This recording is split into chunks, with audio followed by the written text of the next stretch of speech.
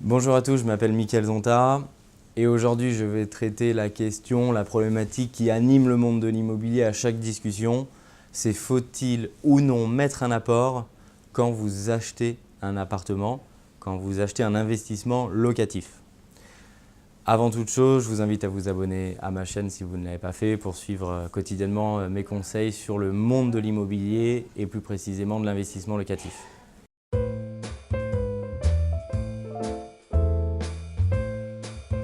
Alors c'est une question assez cruciale, l'apport. On a tous un cousin, une cousine qui nous dit « j'ai acheté sans apport, c'est merveilleux, j'ai mis zéro, j'ai acheté l'appartement et tout va bien ». Et d'autres qui à côté se sentent un petit peu ridicules parce que quand on leur demande, disent bah, « non, moi j'ai mis 20 000, 30 000, 50 000 euros dans mon projet afin de pouvoir l'acheter ou parce qu'ils le souhaitaient tout simplement ». Alors, la bonne réponse à mes yeux, le but du jeu, c'est bien entendu de mettre toujours le moins possible dans votre investissement. Puisque les taux étant extrêmement bas, il faut profiter de l'effet de levier. Ensuite, est-ce que tout le monde peut ou pas mettre un zéro apport pour acheter un appartement? Si on veut traiter le sujet avec honnêteté, pour avoir rencontré des dizaines et des dizaines de banquiers et avoir partagé leur avis, il faut différencier deux cas de figure. Il y a l'investisseur qui ne veut pas mettre d'apport dans son projet, mais qui détient de l'argent sur ses comptes. Et il y a l'investisseur qui ne veut pas mettre d'apport sur son projet et qui ne détient pas ou peu d'argent sur ses comptes. Et en fait, ça fait toute la différence, puisque ce que va regarder la banque au moment de vous financer sans apport, c'est elle va se dire si demain il y a un problème, est-ce que l'investisseur il est capable de répondre lui-même financièrement à ce problème? Et ça va faire toute la différence.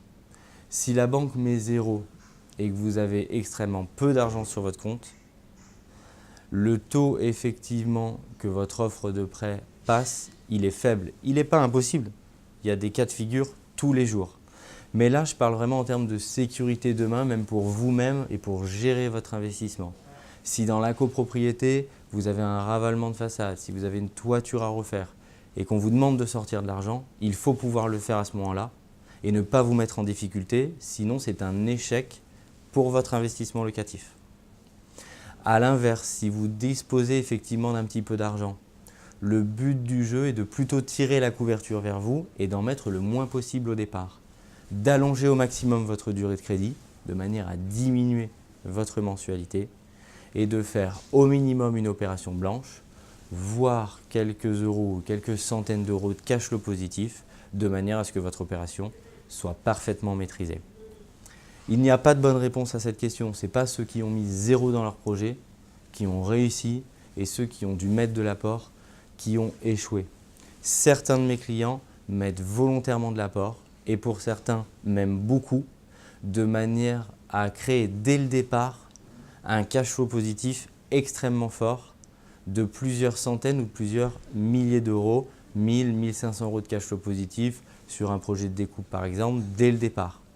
Ça va leur permettre d'envisager extrêmement sereinement l'immobilier de manière à ne jamais avoir à compléter et de pouvoir reconstituer leur rapport personnel par ce cash flow et de se réendetter immédiatement. J'espère que ça aura pu vous aider. Je vous invite à laisser vos commentaires pour me dire si vous avez dû ou non mettre de l'apport personnel dans votre projet. Je vous invite à vous abonner à ma chaîne et à très bientôt.